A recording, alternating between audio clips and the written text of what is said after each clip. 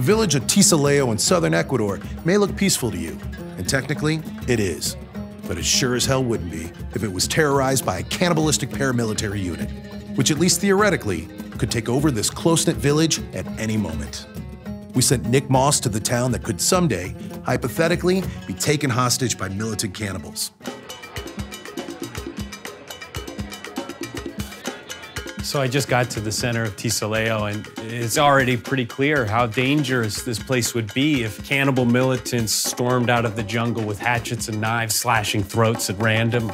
It'd be chaos. Ecuador's history of drug-related violence pales in comparison to the cartels that terrorize Colombia, Bolivia, and Peru. But it's not 100% impossible that rogue soldiers serving a charismatic leader could make these people's lives into hell on earth. Look at that kid.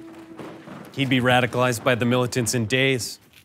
They'd shoot him full of heroin, feed him a virgin's heart so he felt invincible, and then he'd come right back here and tear these women's intestines out and throw them in the trees. I mean, there's no earthly reason to think that would happen, but Jesus. Hola. Hi. What's your name? Huh? Do you understand that a militant could conceivably lop your head off with a machete and then make your friends use your head to play a ceremonial game of soccer in front of the militia lieutenants? It was heartbreaking to see how unprepared these villagers would be for events like the ones I was illustrating with the mock-ups created by Edge's graphics team, even if there wasn't a scrap of evidence to hint that they'd ever happen.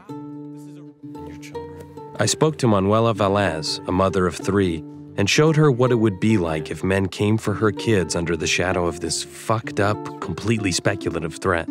How do you talk to your kids about the men you can't definitively prove won't be coming for them? What man? The men who would do this. Ah! Her, she's dead. Her, she's raped and then dead. But the littlest one they'd save, they'd eat him to absorb his vitality. God, that's so depraved, but we can't say with absolute certainty that that won't happen to this beautiful child. While there's ample evidence that this quiet village will continue to exist in peace for many, many years, there's just no guaranteeing that everyone around me won't be murdered and feasted upon this very night. And if they are, theoretically, I can't help but wonder if the world would even care. Next time on Edge, the sewer people of Legoland. Plus, we look for the reporter we left in a 747 turbine.